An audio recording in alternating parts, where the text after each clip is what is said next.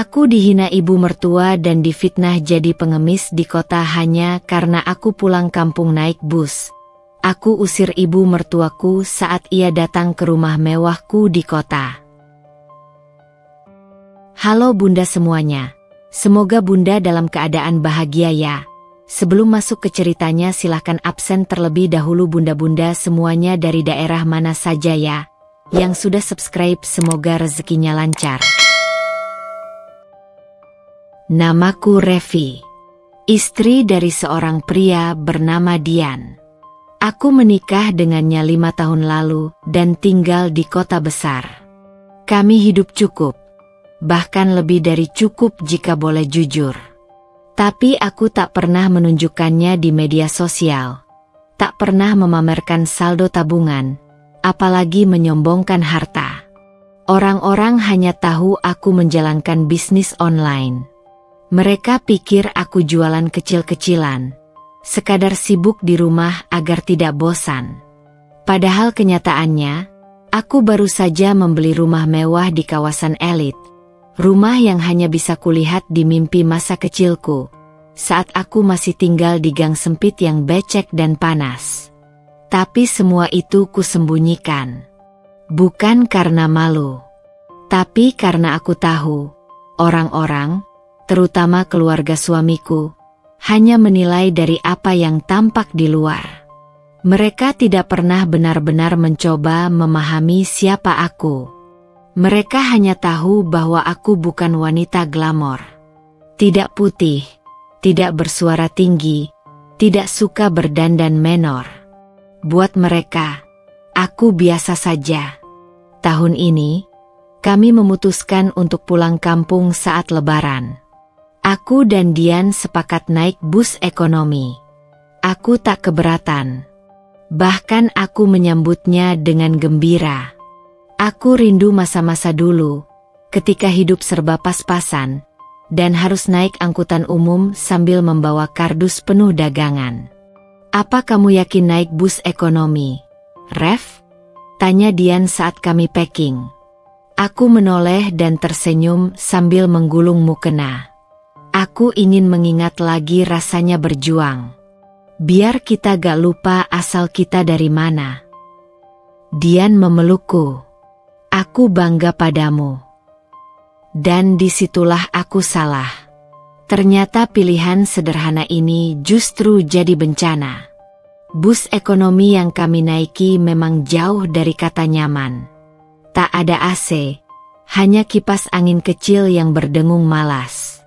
Kami duduk berhimpitan di bangku sempit. Di sebelahku, ada ibu-ibu membawa ayam hidup di dalam keranjang. Ayamnya berkotek setiap 5 menit sekali. Aku tertawa kecil. Lebaran ya begini, bisikku pada Dian. Kalau orang tuaku lihat kamu naik bus kayak gini, mereka pasti ngedumel habis-habisan, jawab Dian pelan. Dan ternyata benar. Sesampainya di kampung, aku jadi bahan bisik-bisik dari awal turun dari bus. Kok naik bus ekonomi sih, Mas Dian? Itu suara Mbak Nur, kakak ipar pertamaku, yang pertama kali menyambut kami. Dia berdiri di depan rumah orang tua Dian, lengkap dengan daster baru warna ungu cerah dan alis yang digambar terlalu tebal. Di tangannya ada kipas tangan plastik, digoyang-goyangkan seperti sedang mengusir aroma tidak enak. Kemarin Mbak sama Mas Doni pulang naik mobil. Loh, padahal mobil kantor, tapi tetap nyaman. Gak capek. Aku hanya tersenyum. Namanya juga rindu kampung. Mbak, naik apa aja, yang penting sampai. Mbak Nur melirik dari ujung kepala sampai ujung kaki. Aku tahu itu tatapan mengevaluasi. Pakaianku sederhana, gamis katun warna krem, tanpa make up, sandal jepit, dan rambut yang hanya kuikat seadanya. Lalu dia bisik-bisik ke adik iparku. Risa, lihat tuh, kayaknya Revi masih belum kerja ya? Atau nganggur sekarang?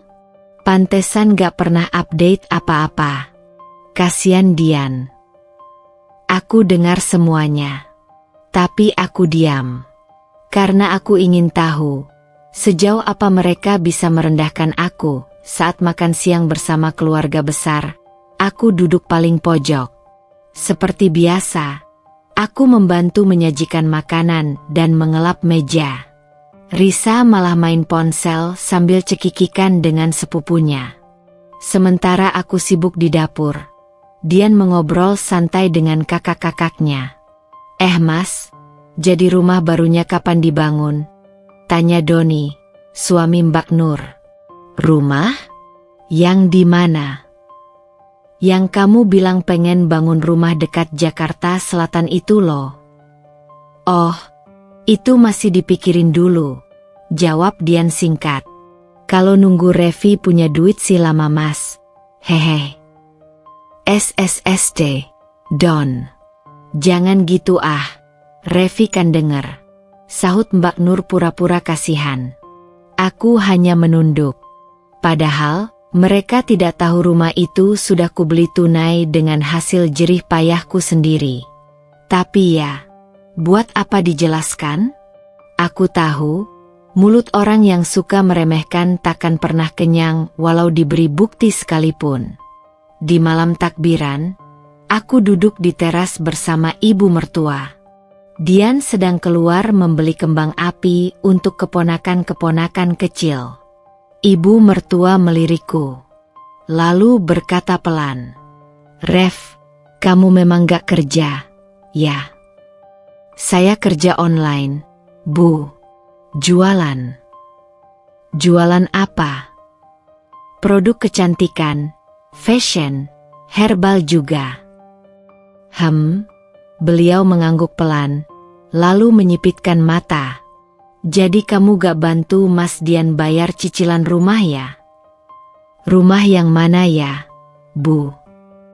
"Ya, rumah yang rencananya mau dibangun di kota itu." Aku menatap langit. Bulan menggantung di atas pohon jambu. Aku tersenyum. "Rumahnya sudah dibeli, Bu. Tunai." "Hah? Dibeli? Sama siapa?" "Sama saya." Ibu mertua terdiam beberapa detik, lalu tertawa kecut. "Kamu ini suka bercanda ya? Padahal orang-orang aja tahu kamu tuh biasa banget. Gak mungkin beli rumah di Jakarta Selatan." Aku memakai baju gamis putih bersih. Risa mendekatiku saat aku sedang menyisir rambut. "Revi, kamu pinjam baju ke siapa? Cantik juga bajunya. Pasti bukan punyamu, kan?" "Ini brand aku sendiri." "Hah? Yakin? Emang kamu punya brand?" "Iya." "Namanya apa?" "RF Luxe." Risa terdiam. Matanya melebar. "Itu kan yang dipakai artis-artis TikTok itu?" "Iya. Itu aku yang produksi." Saat itu juga Risa langsung pergi ke dapur. Dan beberapa menit kemudian, bisik-bisik kembali mengalir. Katanya Revi itu pemilik RF Luxe. "Ah masa? Yang bener? Dia kelihatan biasa banget loh." "Mungkin dia cuma ngaku-ngaku doang. Mana bisa sih." Saat itu siang hari. Semua keluarga besar ngumpul di ruang tengah. Aku duduk diam sambil main HP. Mbak Nur nyeletuk keras-keras. "Zaman sekarang tuh perempuan harus bisa cari duit. Kayak aku. Jangan cuma duduk di rumah nunggu dikasih suami." Aku tak tahan. Aku berdiri pelan, lalu berkata tenang. "Kalian ingin lihat rekening bisnis aku? Hah? Atau foto rumah yang aku beli? Pajaknya? Sertifikatnya? Nama pemiliknya ada di sini." Aku mengeluarkan salinan dokumen dari tas kecilku. "Dan ini, undangan launching butik terbaru aku bulan depan. Maaf ya, Undangannya gak aku kirim karena aku tahu kalian gak akan percaya. Semua terdiam. Mbak Nur tercekat. Risa menggigit bibir. Doni menunduk. Maaf, Ref. Gak perlu minta maaf. Aku cuma mau bilang, lain kali, jangan nilai orang dari sandal jepitnya. Karena di baliknya bisa saja ada perempuan yang bisa beli 10 mobil sekaligus, tapi memilih naik bus ekonomi karena dia tahu siapa dirinya. Aku lalu menatap Dian yang menunduk malu. Kamu juga, Mas. Terlalu sering diam waktu aku direndahkan. Maaf, aku kira kamu gak peduli. Aku gak peduli. Tapi bukan berarti aku gak sakit. Hari itu matahari menyengat. Debu jalanan kampung beterbangan saat bus ekonomi berhenti di depan warung tua milik Pak Salim. Satu persatu penumpang turun. Kami, aku dan Dian, ikut menapakkan kaki ke tanah yang sudah bertahun-tahun tak kujejak. Aku menyipitkan mata menahan silau. Di kiri jalan, kulihat rumah tua mertuaku. Dindingnya masih dari papan triplek lapis semen. Di bawah teras, berdiri seorang perempuan parubaya dengan daster bunga merah yang terlihat baru. Bu Lastri, ibunya Dian. Ibu mertuaku. Tangan kirinya menenteng sapu lidi, tangan kanan bertengger di pinggang. Begitu matanya menangkap sosok kami turun dari bus ekonomi, ekspresi wajahnya langsung berubah. Matanya menyipit, lalu senyum miring muncul di wajahnya. Seolah-olah ada kepuasan tersendiri dalam melihat anak dan menantunya pulang tidak dalam kemewahan. Loh, kalian pulang juga? Saya kira itu sopir bus yang turun. Hahaha. Tawanya keras dan nyaring, seolah berusaha menarik perhatian tetangga sekitar. Beberapa warga yang lewat hanya melirik, lalu pura-pura sibuk menuntun sepeda atau menata sayur di lapak pinggir jalan. Aku menoleh ke Dian. Wajah suamiku langsung menunduk. Matanya tak berani menatap ibunya.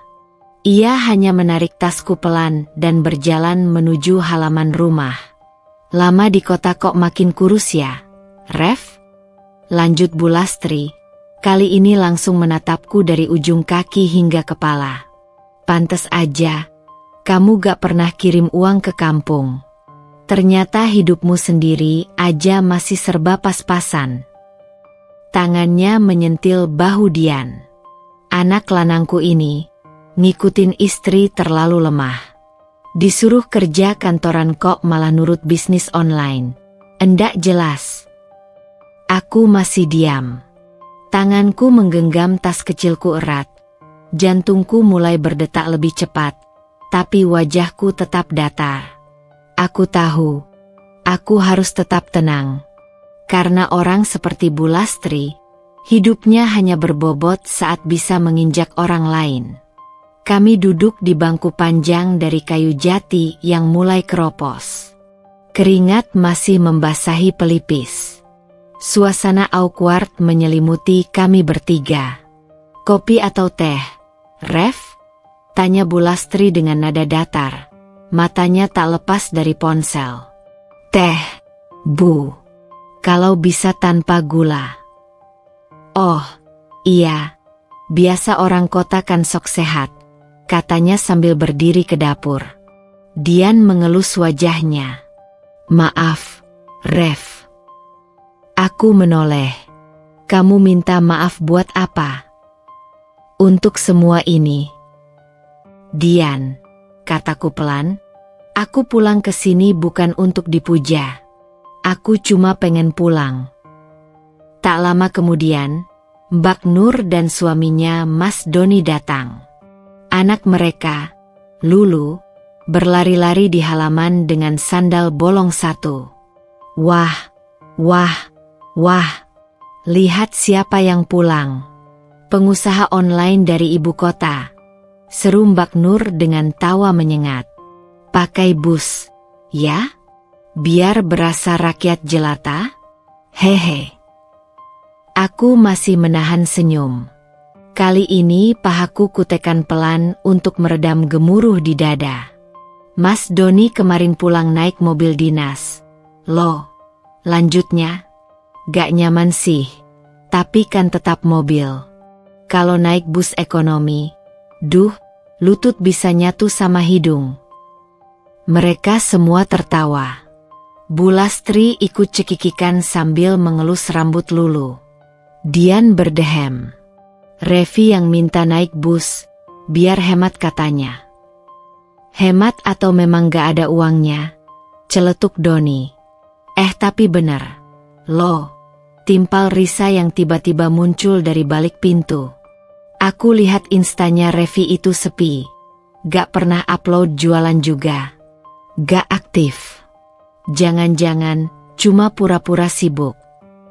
Aku menghela napas pelan. Mengambil gelas teh dari meja. Aku gak perlu upload untuk membuktikan aku kerja. Jawabku santai. Karena yang kerja beneran, biasanya gak sempat upload. Mereka terdiam sebentar.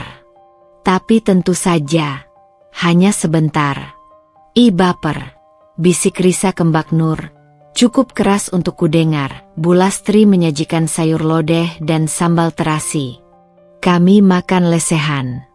Semua orang duduk bersila, kecuali aku yang membantu menata piring. Saat hendak duduk, Bu Lastri berkata, Revi, duduk di sana aja. Jangan dekat-dekat piring yang bersih. Takutnya kamu bawa bau bus. Itu terlalu jauh. Tapi aku tetap diam. Aku duduk di dekat jendela, menghadap sawah, membiarkan angin malam menyeka hatiku yang mulai mengelupas. Dian menatapku. Tapi lagi-lagi, ia hanya menatap. Tak bicara.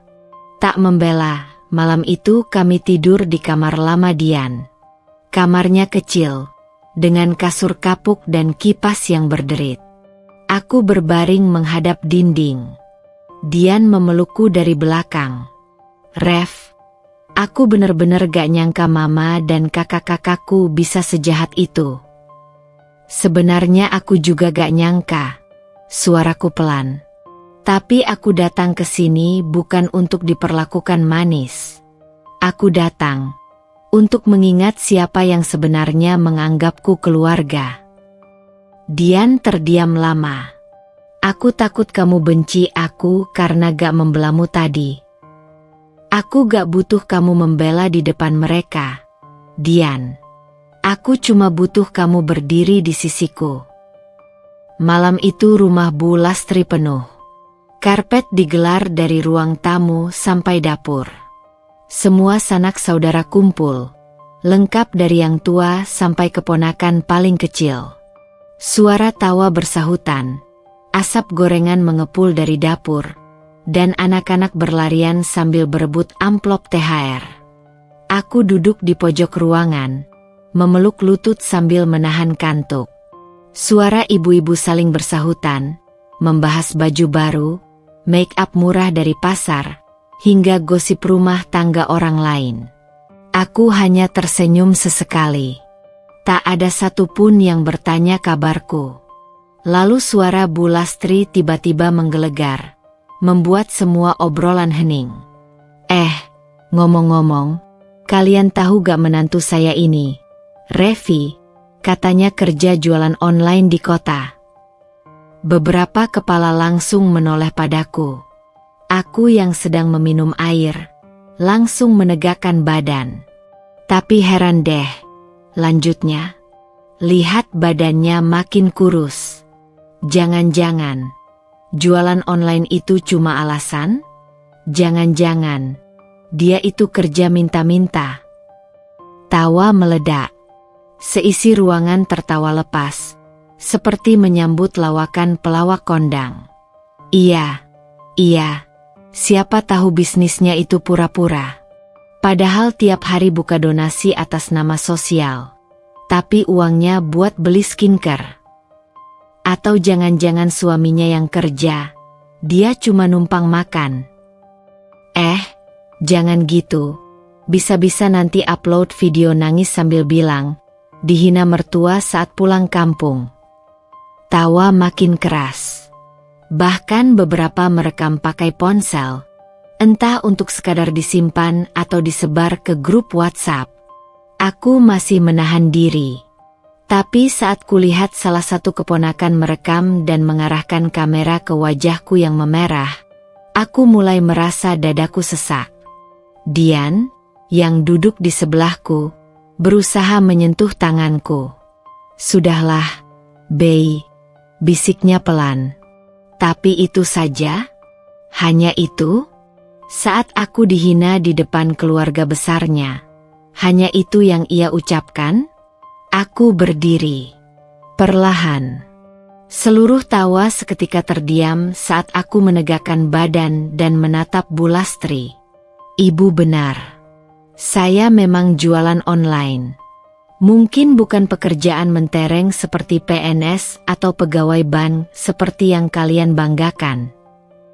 Mbak Nur tertawa kecil, mencoba menutup mulut. Tapi aku tetap melanjutkan. Tapi dari jualan online itu, saya bisa beli rumah. Rumah yang berdiri di atas tanah hak milik, bukan warisan. Saya bisa bayar pegawai. Saya bisa kasih gaji ke orang lain. Dan saya bisa menghidupi suami saya dengan layak. Mata-mata mulai membelalak. Beberapa saling pandang. Dian menoleh cepat ke arahku, terkejut karena aku akhirnya bersuara.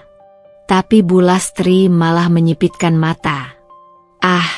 Jangan ngaku-ngaku. Ref, rumah? Di mana? Jangan-jangan rumah kontrakan yang kamu sewa bulanan. Kamu bilang milik sendiri. Aku tertawa pelan. Untuk pertama kalinya. Tawa dingin. Tawa kecewa. Kalau ibu tak percaya, saya bisa kirim bukti kepemilikannya. Bahkan, ibu bisa datang ke sana kapan saja. Tapi mungkin nanti ibu malu karena rumah saya lebih besar dari rumah ini. Suara, kecil terdengar dari sudut ruangan. Beberapa mulai menunduk. Tapi Bu Lastri belum puas. Ia mendekatiku. Kamu sombong, ya? Pulang kampung naik bus tapi ngomongnya kayak punya istana. Saya naik bus bukan karena miskin. Tapi karena saya masih ingin merasakan menjadi manusia biasa. Sayangnya, justru karena saya tampil sederhana, saya dihina seperti ini. Aku mengedarkan pandangan ke semua saudara yang kini terdiam. Beberapa mulai merasa tak enak. Beberapa masih menunduk pura-pura sibuk dengan ponsel. Dian akhirnya berdiri. Untuk pertama kalinya, ia mengangkat suaranya. Cukup, Ma. Suasana langsung hening.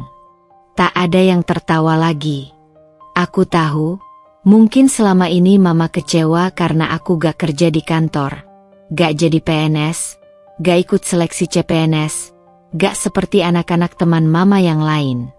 Tapi jangan hina Revi. Dia perempuan kuat. Semua yang kami punya sekarang, sebagian besar karena dia. Dian menatap semua saudaranya. Dan buat kalian semua, kalau datang ke sini cuma buat menertawakan orang lain, lebih baik gak usah datang. Kalian belum tahu siapa istri saya. Tapi kelak, kalian akan tahu siapa yang kalian rendahkan selama ini. Aku menoleh. Air mataku menetes perlahan. Untuk pertama kalinya, suamiku berdiri untukku. Malam itu, kami kembali ke kamar lebih awal. Aku duduk di ujung ranjang, membuka ikatan rambutku. Dian duduk di sebelahku, menggenggam tanganku erat. Aku minta maaf, Rev. Aku terlalu lama diam. Aku menatap matanya. Hari ini kamu tidak diam. Dan itu sudah cukup. Aku janji, besok kita pulang. Kita gak perlu lebaran di sini sampai habis. Aku gak tahan lihat kamu diperlakukan begitu. Aku menggeleng pelan. Tidak, Dian. Kita akan tetap tinggal sampai selesai. Aku ingin tunjukkan. Aku bukan menantu yang lemah. Aku bukan perempuan yang bisa diinjak hanya karena tak memamerkan uang dan pencapaian. Dian mencium keningku. Aku bangga padamu. Hari itu hujan turun tipis, membasahi genting rumah mertua yang sebagian sudah berlumut. Embusan angin malam membuat suasana rumah semakin dingin, tapi bukan udara yang membuat tubuhku menggigil, melainkan perlakuan yang perlahan meruntuhkan harga diriku. Setelah makan malam, satu persatu anggota keluarga mulai bersiap tidur. Tikar digelar, bantal-bantal disusun, dan deretan kasur busa tua dibuka dari lemari. Aku berdiri di pojok ruangan sambil memeluk tas ransel kecil berisi baju. Dian sibuk membantu menata kasur, sementara mataku memperhatikan semua sudut rumah. Ada 2 kamar tidur utama di rumah itu. Satu ditempati Bu Lastri, dan satu lagi kosong. Tidak ada satupun spray, dan pintunya sedikit terbuka. Aku mendekat perlahan. Loh, Ref. Suara Bu Lastri menghentikanku. Mau ngapain kamu? Aku menoleh, gugup. Maaf, Bu. Saya pikir kamar ini kosong. Mungkin saya bisa. Lo, sahutnya cepat, dengan nada tinggi. Kamar itu gak bisa dipakai. Itu buat tamu penting besok. Lagian kamu ini kok egois banget ya? Masa gak tahu diri? Yang lain aja tidur di lantai loh. Aku tercekat. Saya cuma nanya, Bu. Ya udah, gak usah banyak protes. Kamu tidur di dapur aja. Di sana agak hangat, dekat tungku. Aku melirik ke Dian. Tapi suamiku hanya berdiri mematung, seolah tidak percaya dengan apa yang baru saja didengarnya. Bu, Revi capek. Suara Dian pelan. Capek gimana? Lah orang tadi juga gak masak, gak bantu-bantu. Masa cuma ngaso aja bisa capek? Sekali lagi, semua diam. Tak ada yang membelaku. Bahkan saudara-saudara Dian yang tadi tertawa, kini menunduk dan memilih diam. Tak satu pun berdiri untukku. Dan akhirnya, aku pun masuk ke dapur. Dapur itu kecil, berdinding kayu setengah bata. Lantainya dari semen dingin yang tak dilapisi apa-apa. Di sudutnya ada tungku dengan kayu-kayu bekas terbakar. Di pojok lain, tikar usang digulung setengah, dan aku tahu. Itulah tempat tidurku malam itu. Aku membentangkan tikar perlahan, membuka jaketku, lalu duduk dengan punggung bersandar ke dinding dapur. Suara hujan terdengar samar. Di luar, ayam jago tetangga sesekali berkokok meski malam belum larut. Aku melipat lutut dan meletakkan dagu di atasnya. Dan akhirnya, air mataku jatuh. Tanpa suara, tanpa isak. Hanya aliran hangat yang membasahi pipiku dan diam-diam merembes ke jaket. Pintu dapur terbuka perlahan. Dian masuk, membawa selimut tipis. Revi. Aku cepat-cepat menyeka air mata. Kamu belum tidur. Dian duduk di sampingku, menyelimuti bahuku. Maaf ya, aku gak bisa melawan ibu. Aku menatap wajahnya. Kamu bisa, tapi kamu gak mau. Ia tertunduk. Aku bingung. Ref, kalau aku melawan, semua akan makin kacau. nanti ibu marah besar. Aku menarik napas dalam. Tapi kamu tahu gak rasanya jadi aku? Jadi istrimu yang datang jauh-jauh, bawa cinta dan kesetiaan, tapi cuma dapat dapur dan tikar bau asap ini. Dian tak menjawab. Aku gak butuh dipuja-puja, Dian. Aku cuma ingin diperlakukan seperti manusia. Tapi di rumah ini, bahkan anjing peliharaanmu mungkin dikasih tempat tidur yang lebih layak. Dian meremas tanganku. Aku janji, Ref, Lebaran ini yang terakhir kita habiskan di sini. Setelah ini, kita gak akan balik lagi. Aku mengangguk. Tapi aku tahu, rasa sakitnya sudah terlanjur mengakar. Malam itu aku tertidur dengan selimut tipis dan aroma asap kayu yang menusuk hidung. Aku terbangun beberapa kali, kedinginan, tapi tak ada yang datang menanyakan kabarku.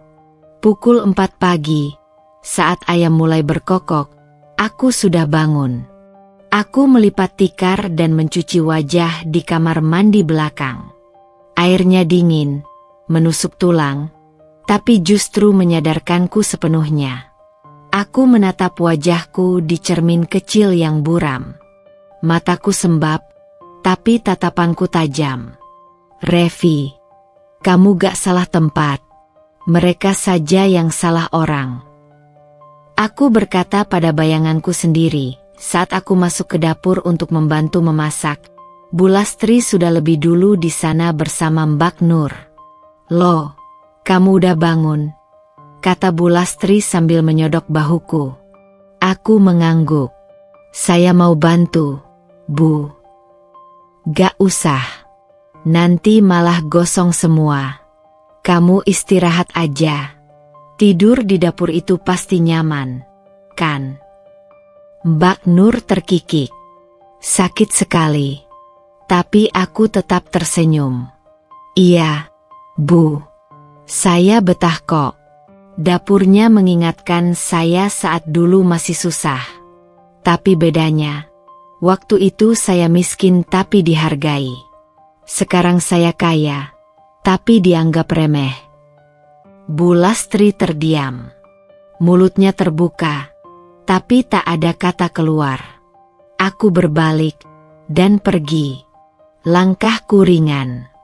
Pagi itu aku sudah berdiri sejak subuh, menyapu halaman, membantu memasak, menanak nasi, bahkan membersihkan perabotan dapur yang sudah lama tak tersentuh.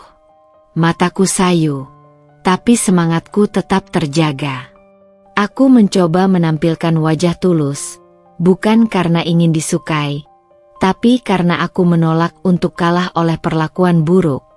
Di dapur, wajan sudah mulai berasap, bumbu tumis menyeruak menguar. Suara irisan bawang dan denting sendok sayur menjadi latar dari percakapan yang menampar. Bu Lastri duduk di bangku pendek sambil mengupas kentang. Di sebelahnya, Mbak Nur kakak iparku sibuk menyiangi sayur kangkung. Aku, di depan tungku, mengaduk-aduk tumisan sambil sesekali tersenyum meski pikiranku bercampur lelah dan lapar. Revi, tiba-tiba suara Bu Lastri memanggil. Aku menoleh. Iya, Bu. Saya ini kadang mikir ya. Kamu tuh udah 5 tahun nikah sama Dian. Tapi kok perutmu masih rata terus? Jangan-jangan kamu mandul. Aku sontak membeku. Sendok sayur yang kugenggam gemetar. Tak ada tawa. Bahkan Mbak Nur menghentikan aktivitasnya, seolah menanti kelanjutan kata-kata sang ibu. Perempuan itu, Revi, ya, kalau nggak bisa ngasih keturunan, apa gunanya? Dian itu anak satu-satunya. Kamu harusnya tahu diri. Kurang doa ya kamu? Atau jangan-jangan kebanyakan dosa masa lalu? Hatiku mencelos. Bu, kataku pelan, mencoba tetap tenang. Kami sudah berusaha, Bu. Ke dokter, ikut program, Semua sudah dicoba. Tapi memang belum dikasih. Mungkin belum waktunya. Halah, alasan. Perempuan yang subur itu gak usah repot-repot. Tidur sekali langsung jadi. Bu Lastri menukas tajam. Mbak Nur ini buktinya. Baru setahun nikah langsung isi. Itu tandanya berkah. Revi, kamu itu kurang sedekah, kurang sujud. Periksa lagi tuh dosa-dosamu. Aku menatapnya dengan mata mulai berkaca-kaca. Maaf, Bu, saya nggak merasa lebih suci. Tapi saya percaya, anak itu bukan hadiah buat orang yang paling bersih. Tapi amanah. Dan kadang Tuhan menunda karena ingin kita siap. Omong kosong, serunya. Kamu tuh memang dari dulu saya lihat terlalu percaya diri. Gayanya kalem, tapi ternyata gak bisa ngasih cucu. Itu saja sudah cukup bikin saya malu. Dadaku sesak. Kata-katanya seperti belati yang menusuk satu demi satu ke dalam hati. Aku bukan cuma tersinggung, aku hancur. Saya bukan perempuan yang sempurna, Bu. Suaraku nyaris berbisik.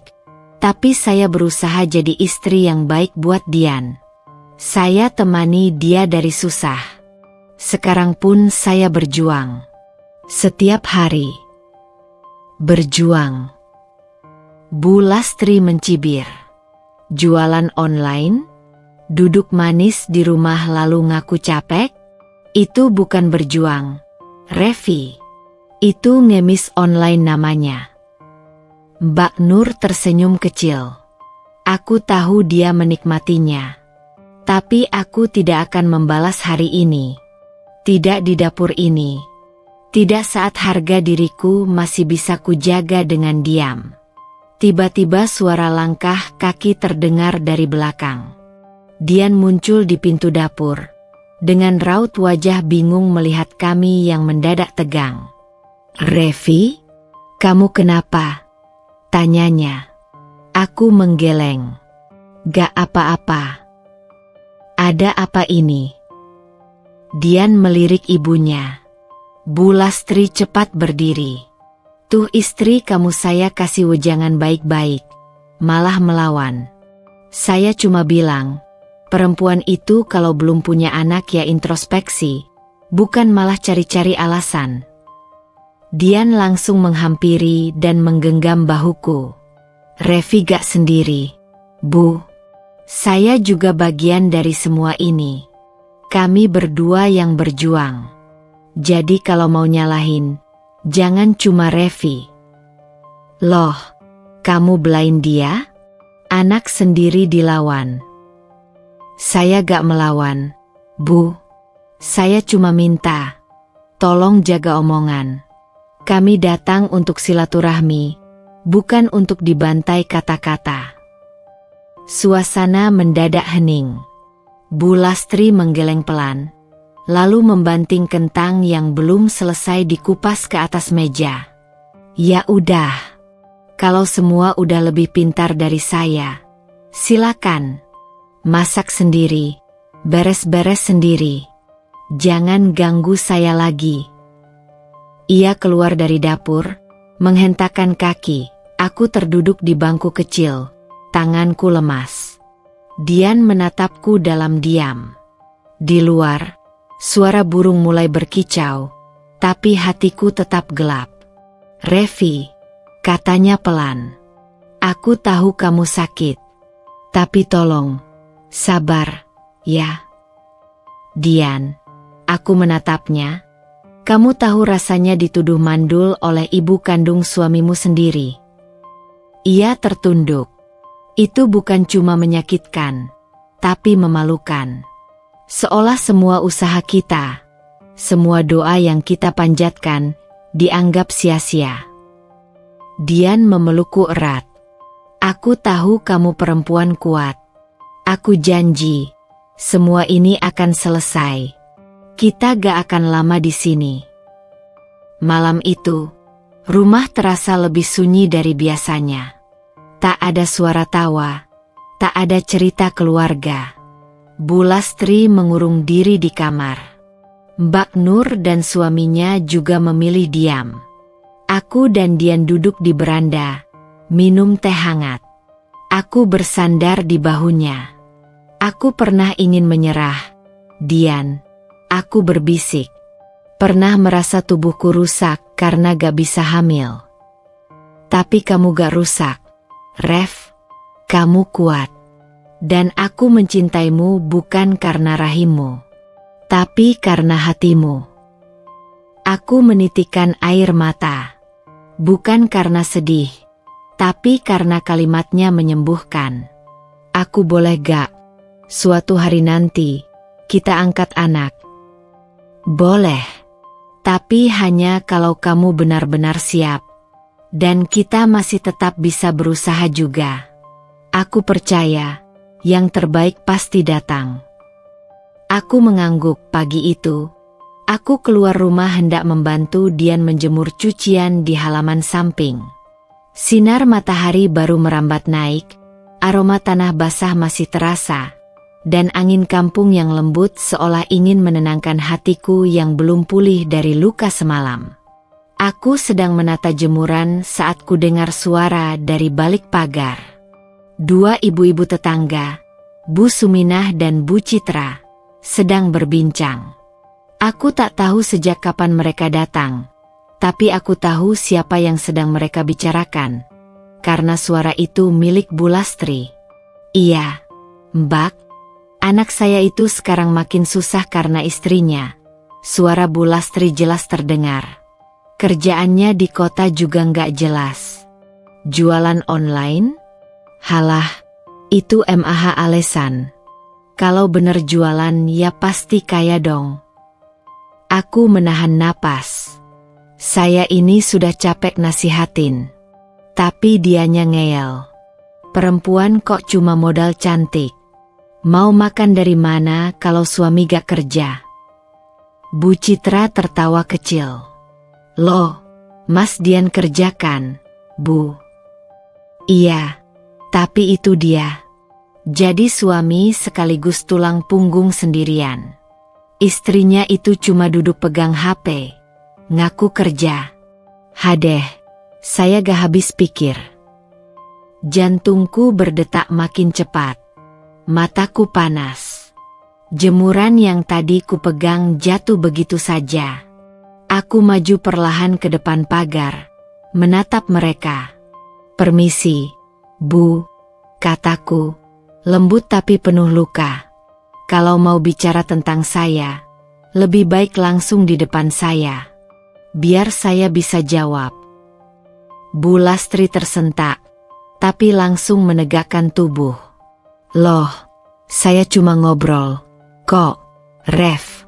Kamu aja yang sensitif. Namanya juga ibu. Ya saya cerita-cerita ke tetangga. Lagian, kalau memang bukan beban, buktikan dong. Saya bukan beban, Bu. Jawabku lirih tapi jelas. Saya bantu suami dari awal. Saat dia jatuh, saya tetap di sampingnya. Saya bukan cuma duduk main HP. Saya bangun bisnis sendiri, sampai akhirnya bisa beli rumah di kota, atas nama saya. Bu Suminah dan Bu Citra terdiam. Rumah? Tanya Bu Lastri dengan tatapan mencibir. Beli rumah? Halah, di mana? Di game online. Aku tersenyum getir. Rumah betulan, Bu. Tapi saya gak pernah cerita.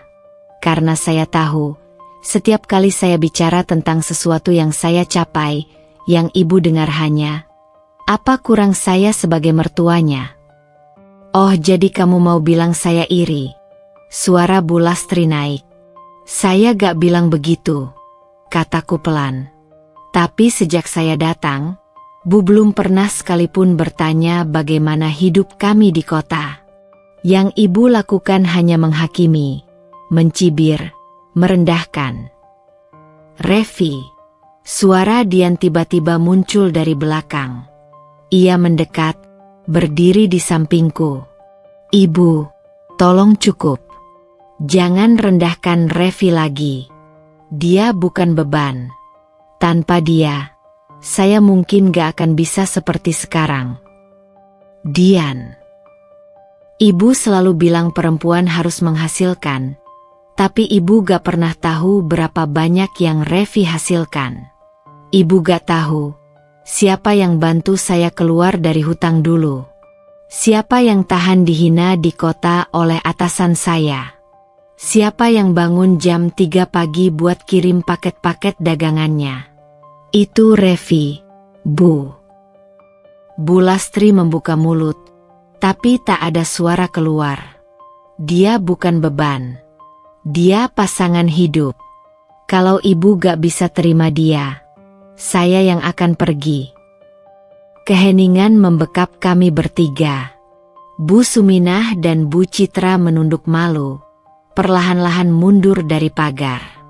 Suasana jadi dingin, bukan karena udara, tapi karena kata-kata yang akhirnya tak bisa lagi dipatahkan dengan tawa sinis. Malam itu, aku dan Dian duduk di dalam kamar sempit yang semula diberikan untuk para tamu. Namun sekarang kami diizinkan menempatinya setelah drama pagi itu. Dian memegang tanganku.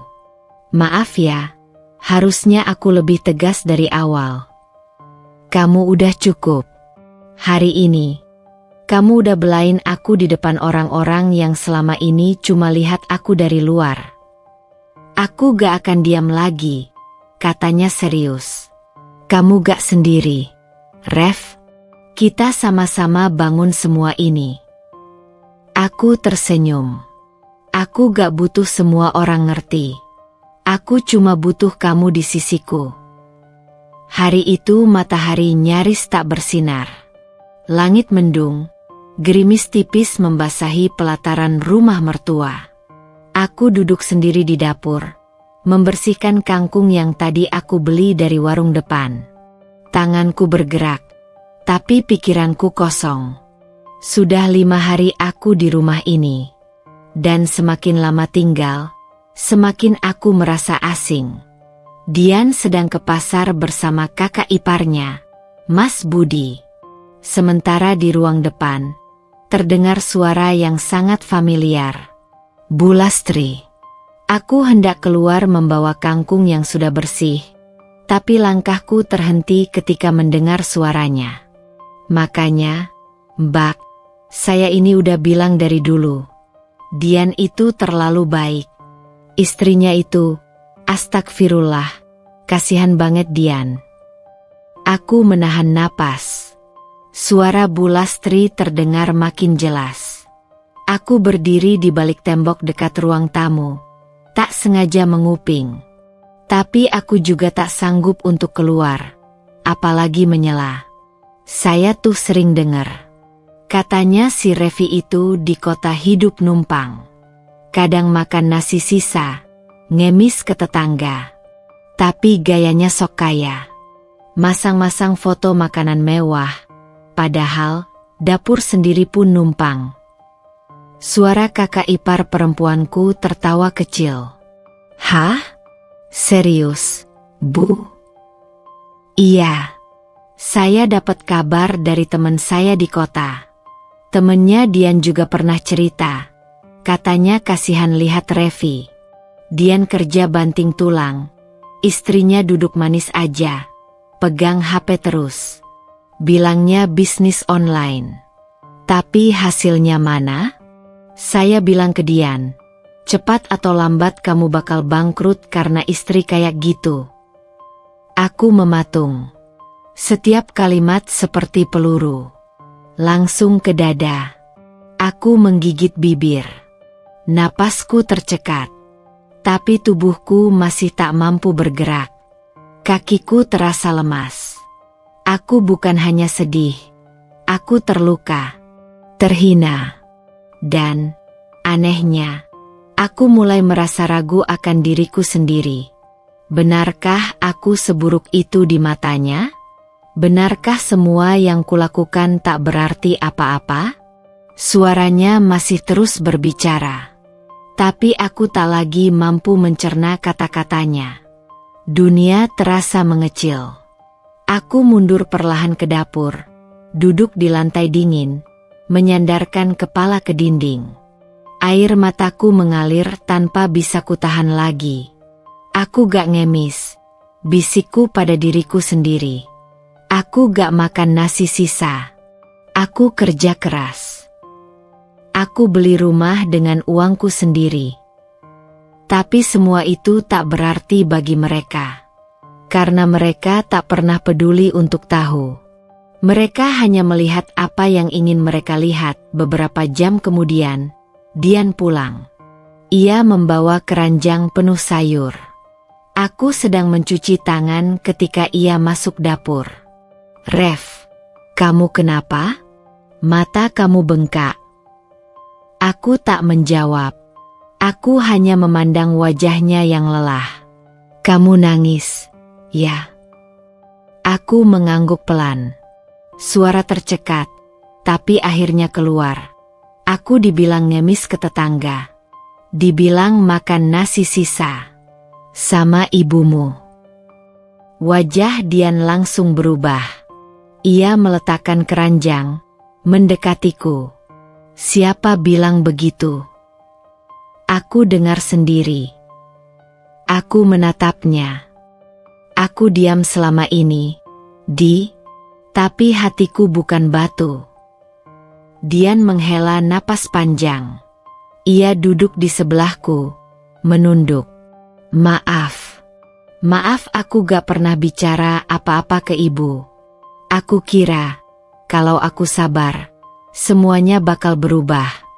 Tapi aku salah. Sabar itu bukan berarti diam. Sabar bukan membiarkan aku diinjak-injak. Suaraku serak. Aku juga punya harga diri. Ia menggenggam tanganku erat. Aku janji, ini terakhir. Aku gak akan biarkan mereka menyakitimu lagi. Malam itu, aku keluar dari kamar, membawa sesuatu yang sudah lama ingin kusimpan untuk saatnya. Aku masuk ke ruang tamu tempat Bu Lastri duduk menonton sinetron bersama kakak ipar. "Bu," kataku pelan, "boleh bicara sebentar?" Bu Lastri menoleh malas. "Ngapain?" Aku duduk di depan mereka. Perlahan, kutarik ponselku, kubuka galeri, dan menunjukkan foto rumahku. "Ini rumah kami di kota." Mereka menatap. Bu Lastri sempat menyipitkan mata. "Rumah siapa?" "Rumah saya dan Dian. Bukan kontrakan. Bukan numpang. Dan ini." Aku buka aplikasi rekening bankku. Uang hasil usaha online saya, Bu. Bu Lastri terdiam.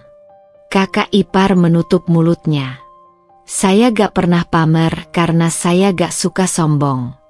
Tapi hari ini saya muak. Saya dituduh ngemis, makan sisa, numpang hidup. Padahal, semua yang saya punya bukan dari minta, tapi dari kerja keras. "Revi, bukan begitu maksud saya." "Sudah, Bu." Suaraku tajam, mataku berair. Saya gak butuh pengakuan. Saya hanya mau ibu tahu, saya gak seperti yang ibu tuduhkan. Dian tiba-tiba masuk dan berdiri di belakangku. "Aku minta maaf, Bu," katanya tegas. "Kalau ibu masih ingin mempermalukan Revi, lebih baik kami tidak usah datang lagi tahun depan." Suasana ruangan membeku.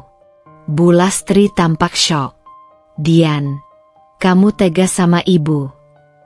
"Aku cuma gak mau jadi anak yang membiarkan istrinya dihancurkan oleh orang yang seharusnya melindunginya." Untuk pertama kalinya, aku bisa tertidur malam itu tanpa membawa luka baru dari kata-kata tajam. Mungkin Bu Lastri tak akan pernah minta maaf. Tapi aku sudah cukup. Aku tahu siapa diriku. Aku tahu nilai kerja kerasku. Dan yang paling penting, aku tahu, aku tidak sendirian. Kadang orang menuduh bukan karena mereka tahu, tapi karena mereka tak pernah benar-benar mau tahu. Aku difitnah, disalahpahami, direndahkan. Tapi aku tak akan mengemis pengakuan. Aku hanya akan berdiri, lebih tegak, dan membuktikan lewat tindakan. Karena pada akhirnya, kebenaran tak butuh dijelaskan, cukup ditunjukkan. Malam itu udara begitu pengap. Padahal kipas angin di langit-langit berputar sejak sore. Tapi yang membuatku sesak bukan hawa panas, melainkan rasa sakit yang menggumpal di dada. Sejak percakapan siang tadi, sejak kata-kata, ngemis, dan nasi sisa, itu menampar hati, aku tak bisa bernapas dengan utuh. Aku memandangi wajah Dian di kamar yang sempit itu. Kami tidur di lantai beralaskan tikar tipis, di samping rak piring dan ember cucian. Cahaya lampu 5 watt menggantung redup di atas kami. Ia sedang memainkan ponsel, seperti biasa, mengalihkan perhatian dari hal-hal yang tak ingin ia hadapi. Aku mengatur napas, lalu berkata dengan suara pelan, tapi tajam. Dian, aku minta kamu bicara sama ibu. Jelaskan siapa aku, apa yang sudah kita capai, supaya dia berhenti mempermalukan aku. Tangannya berhenti menggulir layar. Ia menoleh, terlihat canggung. Revi, ia mulai. Ibu itu cuma, ya begitu caranya menunjukkan kasih sayang. Dia gak pernah bisa manis. Tapi hatinya gak seburuk itu. Aku mendadak duduk. Darahku naik. Kau sebut itu kasih sayang? Mengatakan aku ngemis? Menghina aku di depan keluarga sendiri? Itu bukan sayang, Dian. Itu penghinaan. Dan kamu diam saja. Ia menggaruk kepala belakangnya. Ya Allah, kamu mulai lagi. Mulai lagi? Suaraku meninggi. Aku menuntut kamu membelaku, suamiku sendiri. Tapi kau malah memintaku memaklumi orang yang menyakitiku terus-menerus. Rev, tolonglah. Ia bangkit dari tikar, mondar-mandir sebentar, lalu berkata, ibu itu memang begitu. Mulutnya gak bisa dijaga, tapi hatinya gak pernah benar-benar benci sama kamu. Lagian, dia udah tua, gak akan berubah juga. Kita sabar aja. Ya. Aku terdiam. Lama. Kemudian aku mendekat, berdiri di hadapannya. Dengar, Di. Ini bukan tentang sabar. Ini tentang harga diri. Aku ini istrimu. Aku datang ke sini bukan untuk diinjak. Aku ini partner hidupmu. Tapi tiap kali ibumu melukaiku, kamu cuma menghindar. Kau tak pernah benar-benar ada untukku. Wajahnya terlihat bingung, lelah. Aku cuma gak mau ribut. Lebaran ini harusnya kita bahagia, bukan malah saling menyalahkan. Aku terkekeh sinis. Bahagia? Di rumah yang memperlakukan aku seperti parasit? Di antara orang-orang yang menuduhku beban tanpa tahu apapun? Kau tak merasa malu membiarkanku tidur di dapur? Dian tak menjawab. Pandangannya jatuh ke lantai. Aku menarik napas dalam. Dian, aku lelah. Sungguh. Aku lelah jadi perempuan kuat yang harus selalu menelan harga dirinya agar orang lain nyaman. Aku lelah menyembunyikan air mata demi menjaga hubungan ini tetap terlihat baik. Ia menatapku. Lalu kamu mau apa? Aku mau kamu jadi suami, bukan anak mami. Kata-kata itu meluncur begitu saja, tapi rasanya seperti bom. Dian terlihat syok. Tapi aku tak peduli. Karena malam itu, luka di dalamku lebih besar dari rasa takut menyakiti perasaannya. Kami tak bicara sepanjang pagi. Aku membantu di dapur seperti biasa. Menyusun piring, menyapu halaman, mengupas bawang.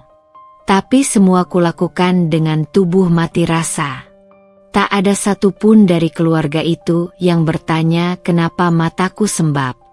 Seolah itu hal biasa. Seolah air mataku tak layak diperhitungkan.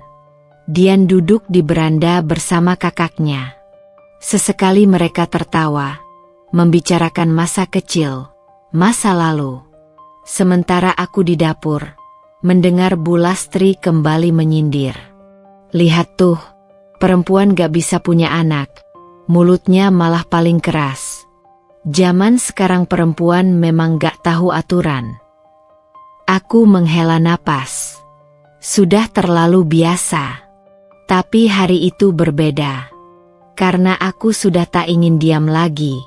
Siang itu, aku bicara. Dian masuk ke kamar sore harinya. Saat aku sedang melipat baju kami. Ref, tadi kamu kemana aja? Ke depan, beli air galon. Jawabku datar. Ia duduk, menatapku. Aku mikir-mikir. Soal semalam. Kamu benar. Mungkin aku terlalu diam. Aku menoleh. Ada harapan dalam nadanya. Tapi aku belum bisa luluh begitu saja. Lalu kamu mau apa sekarang? Ia menghela napas. Aku mau coba bicara sama ibu. Tapi kamu juga harus sabar. Ya? Jangan keras duluan. Aku mengangguk pelan. Tapi hatiku masih menyimpan luka. Dian mencoba berbicara pada ibunya. Aku menguping dari dalam. Bu, aku pengen ibu berhenti ngomong yang jelek-jelek soal Revi.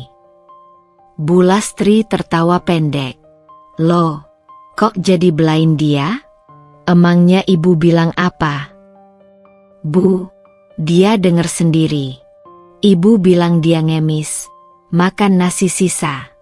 Itu bukan bercanda. Itu nyakitin. Ya namanya juga ngomong sama saudara. Kan bukan ngomong langsung ke dia. Tapi dia dengar. Bu, dia sakit hati. Berarti dia terlalu baper. Perempuan kayak gitu gampang hancur. Revi bukan perempuan lemah, Bu. Tapi dia manusia. Dan saya suaminya. Saya harus belain dia. Hening sejenak. Kemudian Bu Lastri mendesis. Kamu berubah, Di. Baru beberapa tahun tinggal sama perempuan kota. Udah gak bisa dengar suara ibumu sendiri. Dulu kamu anak penurut. Sekarang, kamu lebih percaya istri daripada ibumu. Aku mendengar suara kursi ditarik keras. Lalu suara langkah kaki Dian kembali ke kamar. Wajahnya kusut. Sudah aku coba. Tapi ibu tetap keras kepala. Aku menatapnya lama. Lalu berkata pelan. Dan kau tetap tak bisa benar-benar melindungiku. Saat suamimu berkata, sudahlah, jangan dimasukkan ke hati. Padahal hatimu sudah robek oleh kata-kata yang ia biarkan. Disitulah kamu sadar. Mungkin kamu mencintai orang yang tak cukup berani untuk memperjuangkanmu. Aku mulai berpikir, bukan hanya mertua yang menyakitiku, tapi suamiku juga. Dengan diamnya, dengan komprominya, dengan kalimat-kalimat seperti, sabar saja, ya. Padahal kadang, satu keberanian dari suami untuk berkata, cukup, bisa menyelamatkan seluruh jiwa istrinya. Dan malam itu aku tahu, aku tidak bisa menggantungkan harga diriku pada laki-laki yang bahkan tak mampu berdiri untukku. Siang itu terik menyengat. Langit di atas kampung seolah tak ingin memberi jeda. Aku baru saja selesai menyapu halaman belakang ketika Bu Lastri memanggilku dari ruang tamu. "Revi, sini bentar, bantuin bersihin emas-emas ibu." Suara itu nyaring, disertai nada tinggi yang khas, campuran perintah dan pamer. Dengan tangan masih basah oleh air cucian, aku menuju ruang tamu. Di sana sudah duduk beberapa saudara iparku, termasuk Mbak Diah, kakak tertua Dian yang baru datang dari kota lain pagi tadi. Di meja, berjejer kotak-kotak kecil beludru merah dan hitam. Saat kubuka salah satu, tampak kalung tebal berkilau, menggantung indah seolah mengejek sinar mentari. "Wah, ibu makin banyak aja koleksi perhiasannya," kata Mbak Diah sambil terkikik. Bu Lastri tertawa bangga. Ia membuka kotak lainnya. "Loh, ini hasil anak-anak ibu yang sukses semua. Ini kalung emas putih dari Diah, yang ini dari Gendis, anting-anting ini dari menantu ibu di Jakarta. Ibu jadi kayak toko emas keliling ya. Hahaha." Semua tertawa. Aku hanya tersenyum kecil, berdiri di pojokan sambil memegang lep kain. Tapi kemudian Bu Lastri melirik padaku dan berkata dengan suara yang sedikit lebih keras. Ada juga yang oleh-olehnya cuma 2 bungkus rengginang dari kota.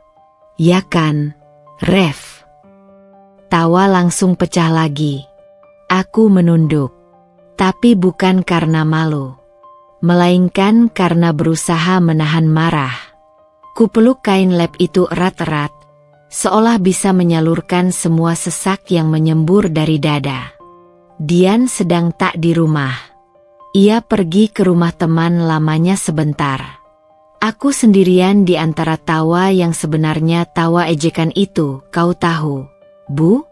Aku bisa saja membeli seluruh toko emas di kota ini jika aku mau. Tapi aku memilih tidak memamerkannya, karena aku pikir kesederhanaan lebih mulia daripada kesombongan. Tapi hari ini, aku mulai sadar. Mungkin kadang, orang harus menunjukkan taring, agar tak terus dianggap jinak.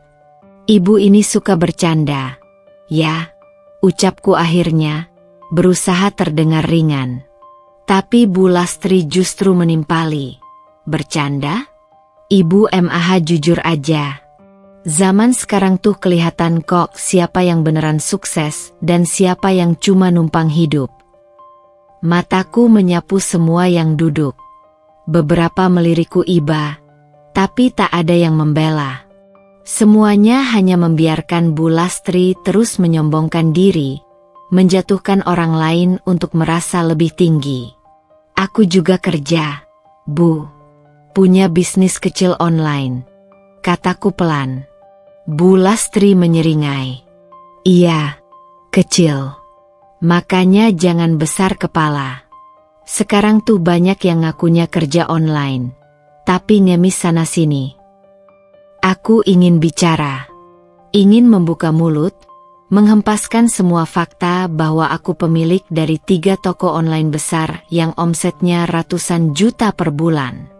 Bahwa rumah yang kutempati di kota itu bukan rumah kontrakan sempit seperti yang mereka bayangkan, tapi rumah 3 lantai di kompleks elit.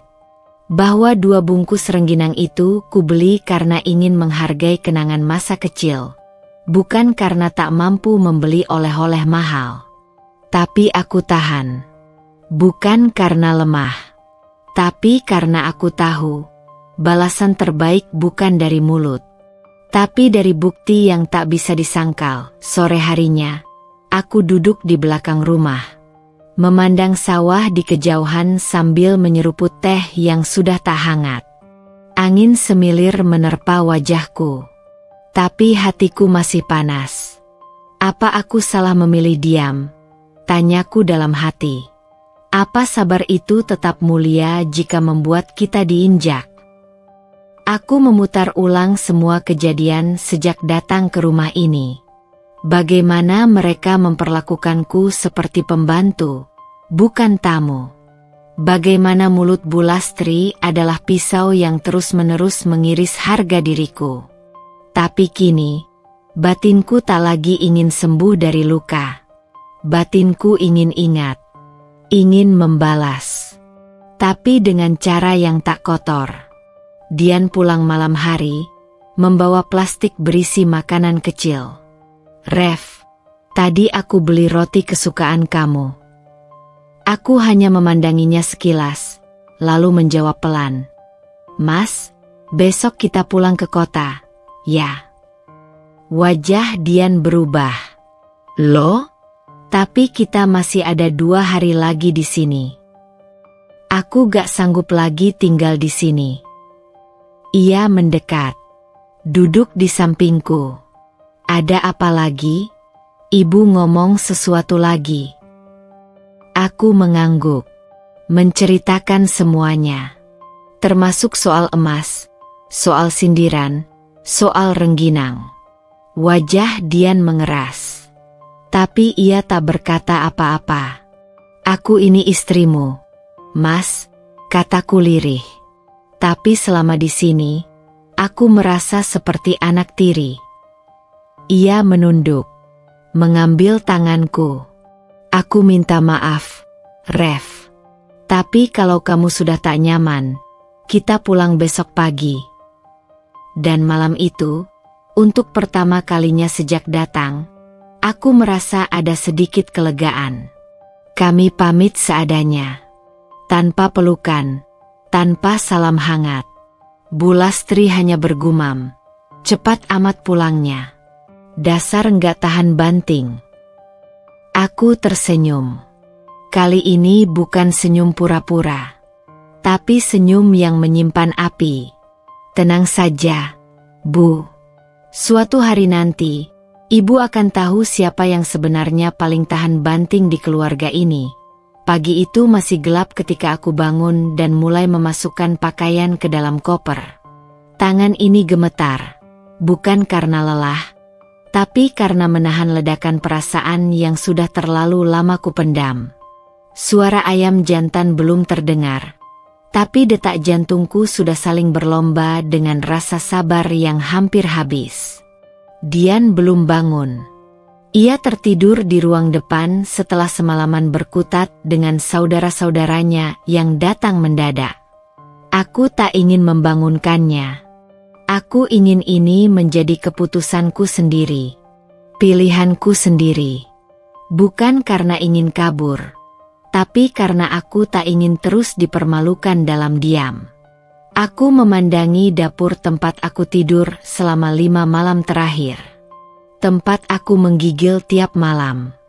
Tempat aku menangis pelan-pelan sambil memeluk selimut tipis yang disiapkan ala kadarnya.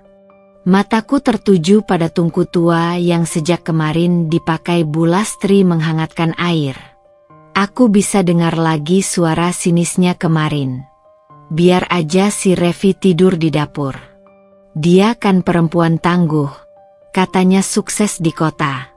Masa takut sama tikus?" Dan tawa-tawa kecil itu kembali menamparku. Saat aku mengangkat koper keluar, langkahku terhenti. Bu Lastri sudah berdiri di pintu. Ia melipat tangan di dada, dengan senyum yang entah kenapa terasa mengejek. Rambutnya sudah disanggul rapi, bibirnya masih basah oleh minyak telon. Seperti biasa ia ingin terlihat lebih muda dari usia sebenarnya. "Mau kemana pagi-pagi begini?" tanyanya. Nada suaranya tidak menyembunyikan nada sinisnya. Aku berdiri tegak. "Saya pulang duluan, Bu." Loh, kok buru-buru? Belum juga bantu-bantu masak untuk keluarga besar hari ini. Aku mengangguk kecil. "Saya rasa saya lebih baik pulang, Bu, daripada nanti malah mengganggu." "Iya, kamu memang lebih cocok di kota. Di sini kan banyak kerjaan, bukan cuma pegang HP." Aku tersenyum. Kali ini senyum tipis, tapi penuh arti. "Terima kasih untuk jamuannya, Bu." Semoga sehat selalu. Ya. Tanpa menunggu jawaban, aku menyeret kopermu melewati halaman rumah yang penuh rumput kering. Hanya suara roda koper yang berdecit memecah keheningan pagi. Bus ekonomi itu berderit pelan saat aku duduk di kursi belakang, dekat jendela. Tanganku memeluk tas kecil berisi dompet dan ponsel. Koperku dimasukkan ke bagasi oleh kondektur. Duduk sendiri di antara penumpang yang masih mengantuk, aku membiarkan air mataku jatuh perlahan. Sopir menyalakan radio. Lagu lawas dari Dewa 19 mengalun pelan. Air mata, takkan pernah berdusta. Dan memang, tangisku tak bisa berbohong. Aku hancur. Tapi di sela-sela isak yang kutahan, dalam diam aku menyusun sesuatu. Bukan balas dendam dengan teriakan. Bukan dengan fitnah. Tapi dengan cara yang tak bisa dibantah siapapun. Bukti. Di balik kaca jendela yang berkabut karena embun pagi, aku melihat bayanganku sendiri. Revi, kamu selama ini terlalu sabar. Tapi kesabaran yang tak dihargai, hanya akan dianggap kelemahan. Kamu bukan perempuan lemah. Kamu bukan beban. Kamu bukan menantu yang tak berguna. Kamu hanya menyembunyikan terlalu banyak cahaya demi tak menyilaukan mereka yang mudah silau. Aku membuka galeri ponselku. Kulihat foto rumah baruku. 3 lantai, desain modern minimalis, lengkap dengan rooftop yang indah menghadap danau kecil. Kulihat rekening bisnis online. Jumlahnya melebihi apa yang dikira orang-orang tentangku. Ratusan juta setiap bulan. Dengan tim yang kukelola sendiri, karyawan yang sudah seperti keluarga. Dan aku tersenyum. Baiklah, jika mereka ingin tahu siapa Revi sebenarnya, aku akan menunjukkan. Tapi tidak dengan sombong, melainkan dengan elegan. Begitu tiba di kota, aku langsung kembali ke rumah. Aku mandi, salat, dan menata koperku seperti biasa. Tapi kali ini, aku membuka lemari pakaian dan menarik map besar berisi sertifikat rumah, kendaraan, dan salinan kontrak kerjasama bisnis. Aku tak tahu kapan akan kembali ke kampung halaman. Tapi aku tahu, saat itu tiba, aku tak akan pulang dengan wajah tertunduk. Aku akan kembali bukan untuk pamer, tapi untuk mengangkat kepala dengan wajar, agar tak lagi diinjak. Sore harinya, Dian menelepon. Suaranya sedikit panik. Revi, kamu beneran udah sampai rumah? Iya, Mas. Aku gak kuat lagi. Ia terdiam. Lalu berkata lirih, maaf ya, aku gak bisa ngelindungin kamu di sana. Aku gak butuh perlindungan, Mas. Aku butuh keberpihakan. Seng. Hanya suara nafasnya di seberang. Aku akan segera nyusul kamu ke kota. Tapi, kamu yakin gak apa-apa pulang sendirian tadi? Aku tersenyum, walau ia tak bisa melihat. Aku lebih baik sendiri di tempat yang menghargai, daripada ramai di tempat yang terus menghina. Malam itu, aku duduk di meja kerjaku, menyalakan laptop, membuka data-data usahaku. Aku mulai menyusun rencana. Bukan sekadar untuk menunjukkan siapa aku, tapi untuk menginspirasi para perempuan yang juga pernah dianggap remeh. Perempuan yang dianggap tak berguna hanya karena tidak bisa memberi cucu, atau tidak memakai emas seberat gelang kaki kerbau. Aku mulai merancang brand baru. Dengan namaku sendiri, Revi Raya, platform digital untuk pelatihan usaha perempuan, dimulai dari ibu rumah tangga yang ingin mandiri. Kalau dulu aku hanya diam, sekarang aku akan bicara. Dengan karya, bus itu membawaku pulang dengan tangisan. Tapi ia juga membawa pulang sesuatu yang lebih penting. Keputusan. Aku tak akan menjadi Revi yang diam lagi. Aku akan jadi Revi yang membuat mereka, Bu Lastri, saudara-saudara ipar, tetangga yang ikut tertawa, berhenti bicara karena tak bisa menyangkal kenyataan. Dan saat aku kembali nanti, mungkin tak perlu sepatah kata pun keluar dari bibirku. Karena cukup dengan satu tatapan, dan satu langkah masuk ke rumah kampung itu. Mereka akan tahu, siapa yang selama ini mereka remehkan. Setelah kembali dari kampung, satu hal yang ku tahu pasti, aku tidak akan membalas dengan kebencian. Tapi aku akan menjawab semuanya dengan cara yang paling mereka tak duga, elegan dan menggetarkan. Hari-hariku di kota kembali terisi dengan rutinitas. Bangun pagi, membuat jus sehat, mengecek pesanan di toko online, membalas chat dari reseller yang tersebar dari Bandung sampai Makassar. Tapi kali ini, ada satu hal baru yang kulakukan, memastikan rumahku bersinar dari setiap sudutnya. Aku menyusuri setiap ruang rumah 3 lantai itu, membersihkan kaca jendela, mengganti tirai dengan yang baru, mengatur ulang perabotan, dan menambahkan bunga segar di ruang tamu. Rumah ini adalah hasil kerja keras bertahun-tahun. Tapi selama ini kusembunyikan karena aku tak ingin dinilai dari apa yang kupunya. Tapi kali ini berbeda, malam harinya, aku duduk di ruang kerja. Di hadapanku, layar laptop menampilkan desain undangan digital. Latar putih bersih dengan tulisan emas elegan.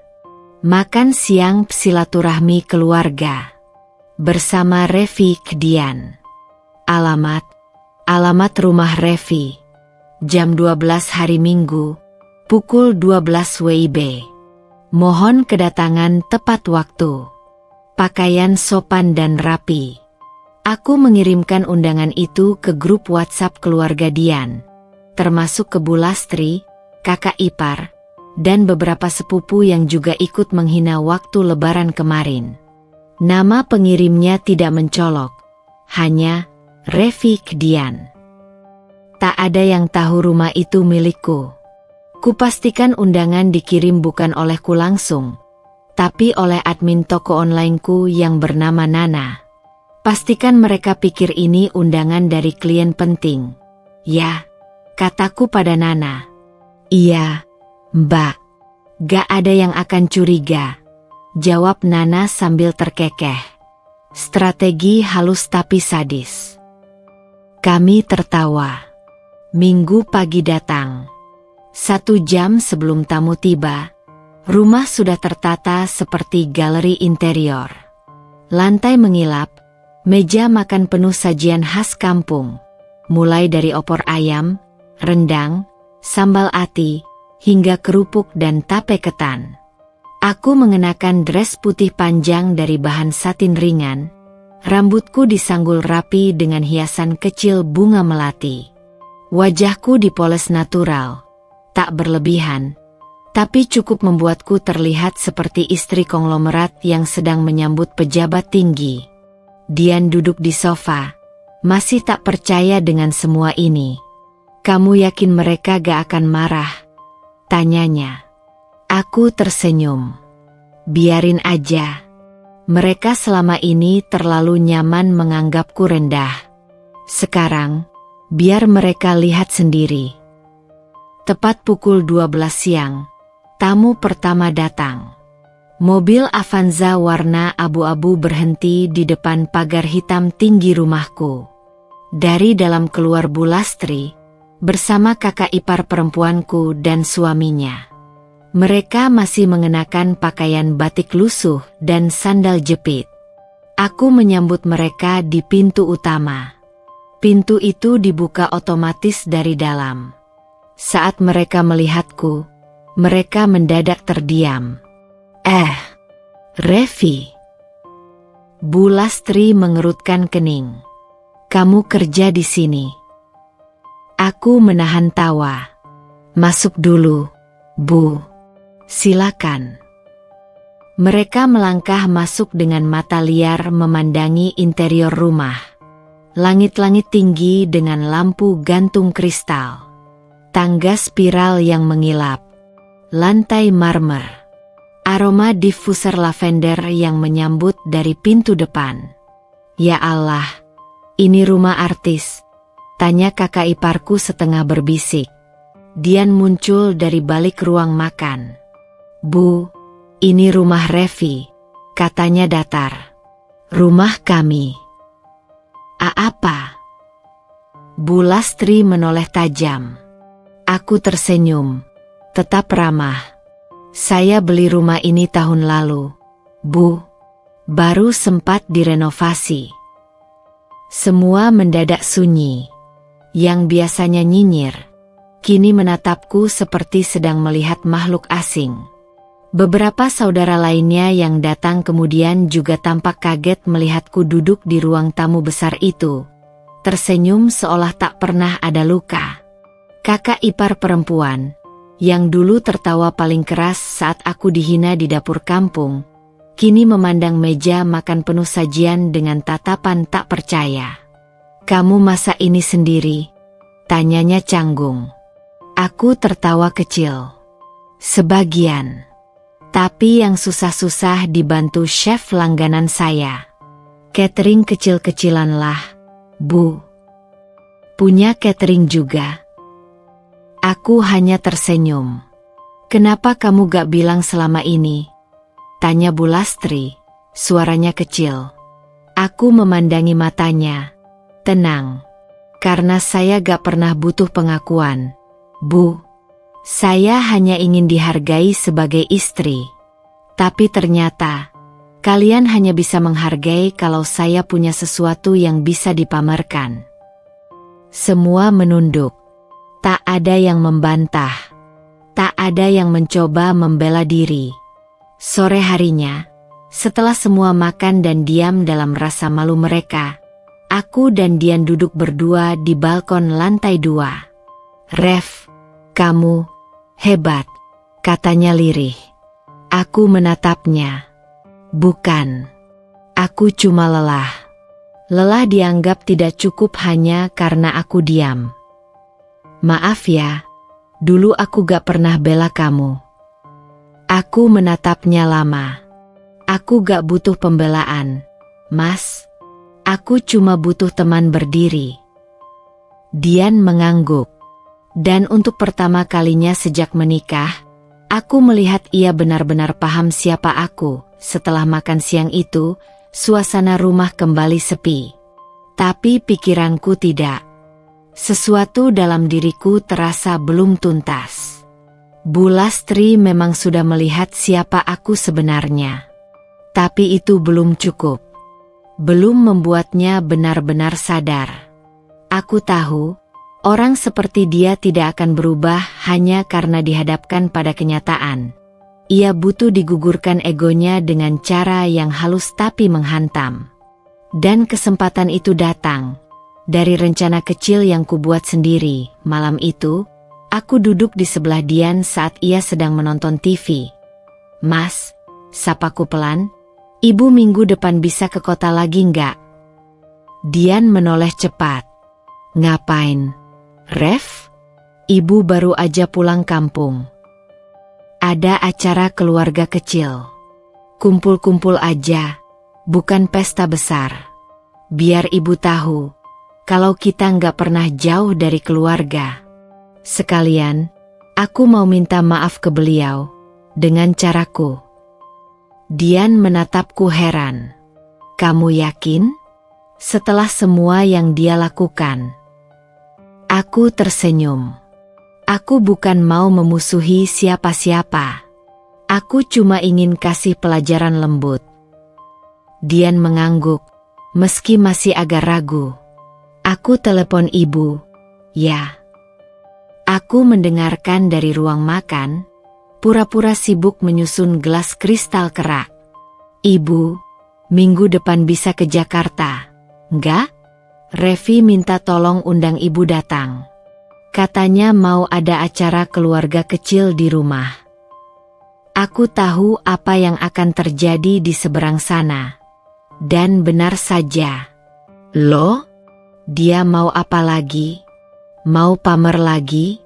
Jangan-jangan rumahnya itu hasil utang. Suara Bu Lastri keras sampai terdengar dari speaker. Dian hanya menjawab pelan. Datang aja, Bu. Revi yang minta. Setelah jeda, akhirnya ibunya menjawab, ya udah, tapi jangan harap saya bawa banyak oleh-oleh. Saya nggak mau dibilang numpang makan lagi. Aku terkekeh pelan. Tenang, Bu. Kali ini yang ibu dapat bukan makanan, tapi tamparan paling elegan. Aku mempersiapkan semuanya sejak pagi. Hari itu, rumah tak seramai sebelumnya. Tak ada kerabat. Tak ada hidangan berlebihan. Hanya satu meja makan berisi 2 lauk sederhana, air putih, dan puding yang kubuat sendiri. Aku mengenakan gamis hitam polos, tanpa perhiasan, tanpa riasan. Tapi justru itulah kekuatannya. Aku ingin terlihat biasa, agar yang luar biasa datang dari isi yang akan kubuka hari itu. Pukul 11.30, bel rumah berbunyi. Dian membukakan pintu. Bu Lastri masuk dengan tas jinjing besar dan raut wajah waspada. Ia memandangi ruang tamu dengan sorot mata yang menilai, lalu melirik ke arahku yang sedang berdiri di dekat meja makan. Loh, ini doang acaranya? Tanyanya tajam. Aku tersenyum. Belum mulai, Bu. Duduk dulu. Ia duduk, melepas sandal, lalu menggeliat di sofa empuk. Dian, kamu masih kerja di tempat yang sama? Atau udah berhenti ngikutin istrimu dagang kerudung? Ibu, ini bukan dagang kerudung, sahutku tenang. Saya menjalankan 5 unit usaha di bidang online retail dan fashion. Tapi hari ini saya tidak ingin bicara soal kerjaan. Aku membawa satu map hitam. Kertas-kertas di dalamnya tertata rapi. Ibu, kataku sambil meletakkannya di atas meja. Ini data rekening bank saya dan Dian 3 tahun terakhir. Total saldo, aset, hingga bisnis yang saya pegang. Semuanya jelas, sah, dan halal. Bukan hasil ngemis atau numpang hidup. Bu Lastri diam. Matanya menyipit, membaca angka-angka besar yang tertulis di sana. Saya tunjukkan ini bukan untuk pamer, tapi karena saya ingin ibu tahu, semua kata-kata ibu tempo hari, salah, dan menyakitkan. Ia membuka mulut, tapi aku potong dengan lembut. Dan saya diam bukan karena benar seperti yang ibu katakan, tapi karena saya tahu, kalau saya bicara waktu itu, tak akan ada yang mendengar. Ibu tahu, malam saat saya disuruh tidur di dapur, saya menangis bukan karena dingin, tapi karena saya sadar, saya tak pernah dianggap keluarga. Saya bukan menantu. Saya cuma dianggap perempuan asing yang menumpang. Bu Lastri mulai gelisah. Ia mencoba menyela. Revi, ibu tuh cuma bercanda waktu itu. Aku menatapnya tajam tapi tetap tenang. Kalau itu bercanda, maka ibu sedang main-main dengan harga diri orang lain. Saya bukan orang yang gampang terluka. Tapi saya manusia, Bu. Dan saya istri anak ibu. Aku mengeluarkan sebuah kartu kecil dari balik map. Bukan undangan biasa, tapi selembar sertifikat. Ini sertifikat rumah yang ibu datangi waktu makan siang kemarin. Atas nama saya. Bukan Dian. Saya beli dari hasil kerja keras saya sendiri. Tanpa bantuan siapapun, termasuk suami saya. Bu Lastri tertegun. Saya sengaja tidak mencantumkan nama suami saya karena saya ingin semua orang tahu, perempuan bisa punya sesuatu tanpa bergantung pada siapapun. Aku menatapnya sekali lagi, lalu tersenyum. Sekarang saya undang ibu ke sini bukan untuk minta pengakuan, tapi untuk mengembalikan harga diri saya yang sempat diinjak. Dan setelah ini, saya ingin kita mulai dari awal. Tapi kalau tidak bisa, saya tidak akan memaksa. Bu Lastri mendesah. Matanya berkaca-kaca. Revi, ibu nggak tahu ternyata kamu sekuat ini. Ibu kira kamu, ya cuma perempuan manja. Aku diam. Menunggu. Ia akhirnya berkata pelan. Maaf ya, Rev. Mungkin ibu terlalu bangga sama anak-anak sendiri sampai lupa. Kamu juga bagian dari keluarga ini. Dian menggenggam tanganku. Aku tahu, ini bukan akhir. Tapi ini adalah langkah pertama menuju penghormatan. Seminggu setelah pertemuan sebelumnya, aku dan Dian sepakat untuk mengundang ibu ke rumah lagi. Kali ini lebih santai, katanya. Hanya silaturahmi biasa. Tapi aku tahu, kalau Bu Lastri datang, tak pernah ada yang biasa. Dan benar saja, ia datang. Seperti ratu tanpa kerajaan, pukul 10 pagi, suara klakson terdengar dari depan rumah. Prit. Aku membuka pagar. Di depan sana, turunlah Bu Lastri dari mobil charteran yang ia sewa dari terminal. Dengan kacamata hitam sebesar piring saji menutupi setengah wajahnya, ia melangkah ringan sambil menjinjing tas bermerek Hermes palsu yang dijual online 50 ribuan. Ia tersenyum sombong, melirik ke kiri dan kanan. Wih, daerahnya elit ya. Bukan perumahan subsidi, katanya keras-keras. Sengaja agar tetangga mendengar. Aku mempersilakan masuk. Silakan, Bu. Ia melangkah masuk seperti inspektur jenderal. Pandangannya menyapu ruang tamu, meneliti hiasan dinding, kursi rotan modern, bahkan menyentuh taplak meja seolah sedang menilai nilai jualnya. Ini rumah bos kamu, ya? Atau kamu ngontrak? Rapi banget. Aku tersenyum. Tetap tenang. Nanti lihat, Bu. Loh, kok kamu sekarang agak jaim ya? Biasanya suka cerita ini itu. Ia duduk, meletakkan tasnya dengan hati-hati di meja kaca. Bos kamu itu baik ya? Bisa ngasih tempat tinggal beginian?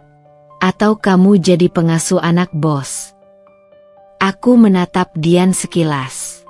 Suamiku terdiam, canggung. Tapi aku sudah siap.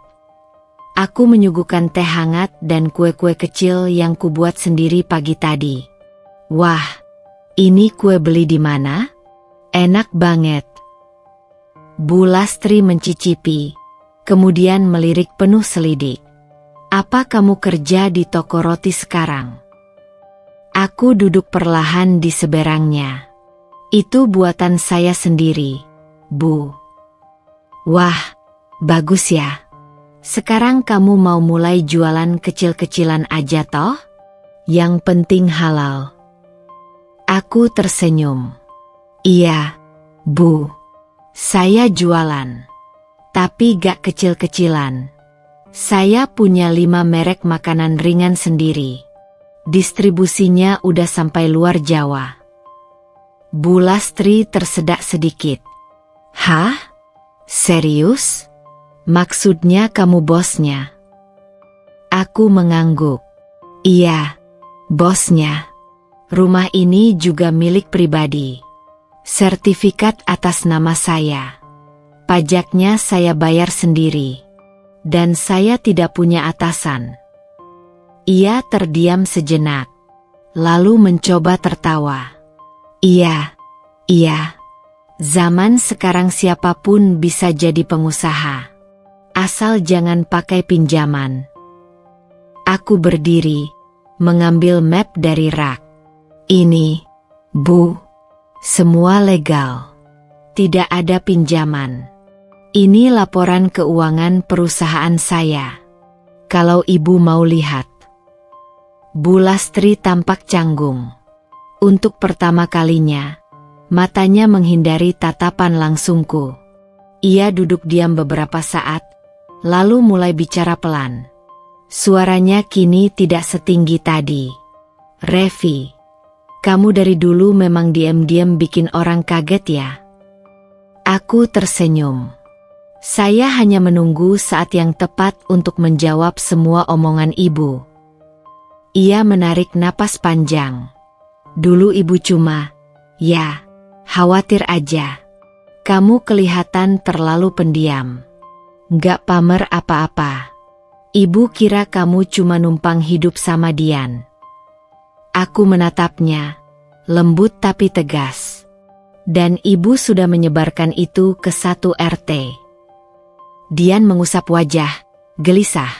Tapi aku tak mundur. Ibu gak maksud nyakitin. Tapi kamu juga gak pernah kasih tahu kalau kamu punya semua ini. Rumah, bisnis, semua diam-diam aja. Aku mencondongkan badan sedikit. Karena saya bukan sedang lomba hidup, Bu. Saya cuma pengen bahagia, bukan menang. Bu Lastri menunduk. Diam. Di momen itu, ratu tanpa kerajaan itu perlahan berubah menjadi seseorang yang nyaris manusiawi. Seorang ibu yang malu karena menilai menantunya dari tas yang dipakai, bukan dari hati yang bekerja keras. Ponselnya berdering. Ia menjawab dengan nada tinggi. Iya, ini Ibu lagi di rumah bosnya Revi. Wah, besar banget rumahnya. Iya, Ibu baru tahu kalau Revi ternyata bukan. Ya, bukan seperti yang kita kira dulu. Aku menunduk, tersenyum pahit. Sampai kapan pengakuan itu hanya terjadi di depan orang lain? Bukan karena tulus, tapi demi gengsi. Setelah menutup telepon, aku bicara pelan. Ibu, saya tidak menuntut Ibu minta maaf. Tapi mulai sekarang, jangan remehkan orang karena penampilan. Karena saya tidak akan selalu diam. Bu Lastri terdiam. Tapi tak ada bantahan. Kalau Ibu lapar, makan saja ya. Ada ayam ungkep di dapur. Kalau Ibu mau istirahat, kamar tamu ada di atas. Ia memandangku, matanya ragu. Revi, kamu masih mau anggap Ibu keluarga? Aku tersenyum tipis. Tentu. Tapi keluarga juga harus belajar saling menghargai. Kalau tidak, cukup sampai sini saja. Malamnya, Bu Lastri tidur di kamar tamu. Tapi ia tidak banyak bicara lagi. Tak ada tawa keras. Tak ada sindiran. Hanya diam yang menyeratkan satu hal. Ia sedang berpikir keras. Dan itu lebih mahal dari semua minta maaf palsu yang pernah kudengar. Begitu langkah Bu Lastri menembus ambang pintu utama rumahku, aku bisa melihat perubahan di wajahnya. Wajah yang tadi dipenuhi kesombongan dan ejekan perlahan melebur menjadi bingung. Lalu tak percaya. Lalu, syok. Mata itu, yang tadinya menatap sinis padaku, kini menyapu sekeliling rumah dengan cepat. Seperti tak percaya di mana ia berdiri. Langit-langit rumah menjulang tinggi dengan lampu gantung kristal asli yang berkilau, memantulkan cahaya matahari pagi ke seluruh ruangan. Di dinding, tergantung lukisan-lukisan cat minyak dari galeri seni ternama. Sofa mewah berbahan beludru dan karpet Turki menghampar di bawahnya. Dan di sudut ruangan, berdiri sebuah piano putih, bersih, elegan. Di atasnya, ada bingkai foto-foto aku dan Dian sedang berlibur di beberapa negara, tanpa filter, tanpa pamer di media sosial. Lalu muncullah Nur, pelayan tetap di rumah kami yang sudah bekerja selama 2 tahun terakhir.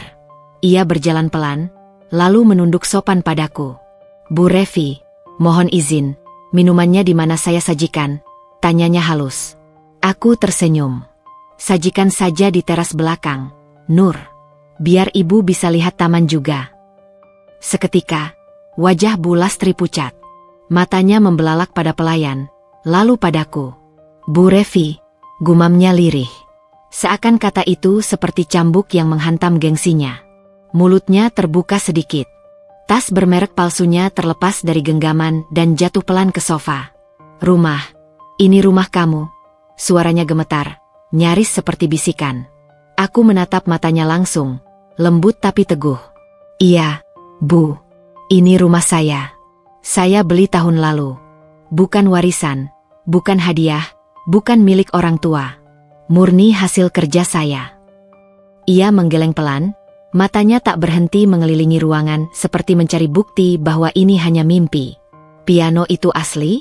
Bukan dekorasi? Tanyanya polos. Aku tersenyum kecil.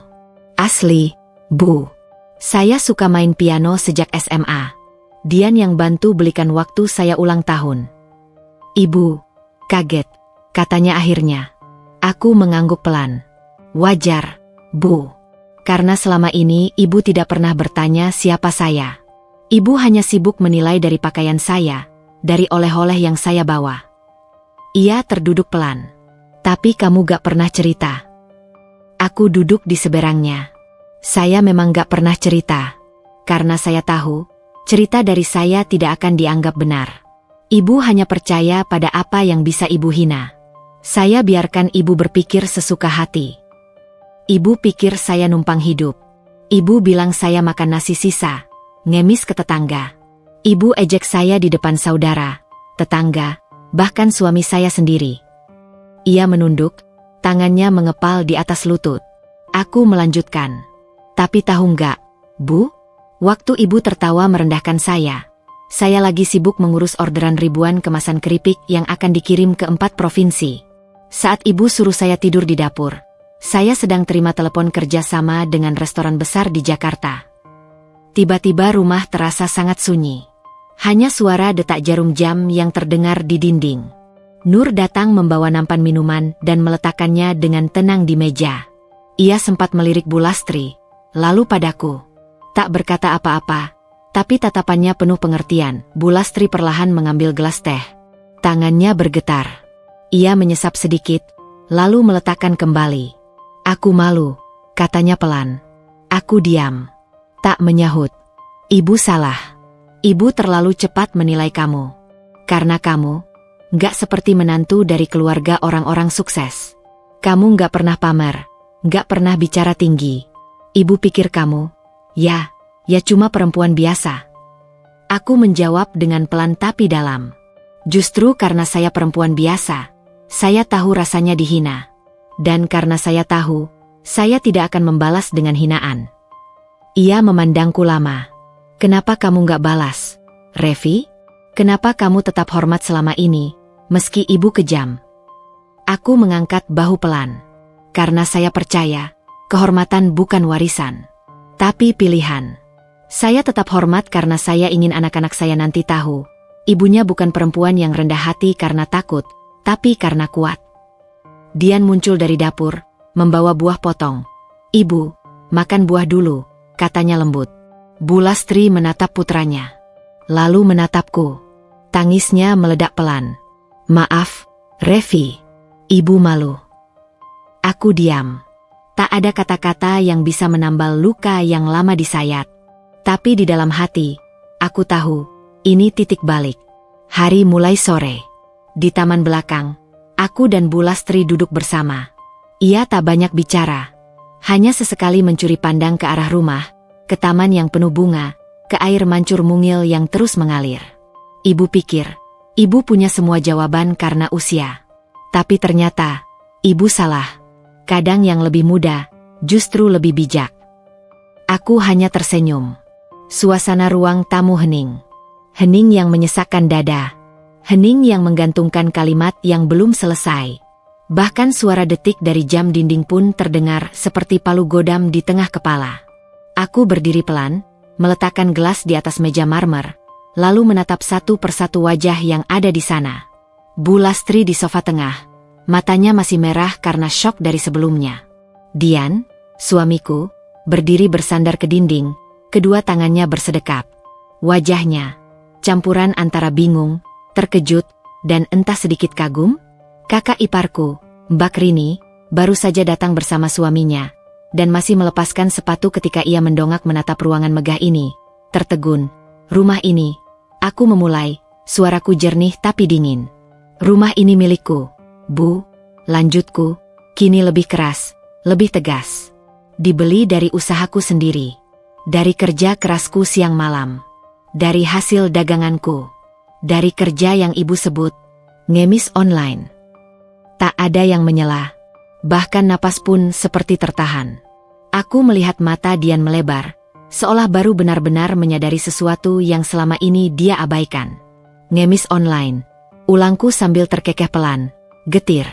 Itu yang ibu bilang, kan? Di depan tetangga, di depan keluarga besar. Ibu bilang saya cuma numpang hidup. Ibu bilang saya makan nasi sisa. Ibu bilang saya beban. Bu Lastri menatap anaknya. Kalau kamu benar-benar ingin kembali ke dia, kamu harus berani bertanggung jawab atas diam MU sendiri. Kepulangan itu tidak lagi membawa derai tawa, cemoohan, atau lelucon tentang menantu yang tak bisa masak. Kepulangan itu adalah awal dari keheningan panjang. Hening yang dipenuhi penyesalan, refleksi, dan diam yang menggigit lebih dalam dari hinaan. Dan untuk Revi, ini bukan soal menang. Ini tentang menemukan kembali harga dirinya dan memutus rantai luka yang selama ini ia telan diam-diam. Malam itu, angin bertiup lembut di balkon rumahku. Kota di hadapanku bersinar dengan lampu-lampu jalanan, seperti bintang-bintang yang turun untuk tinggal sebentar.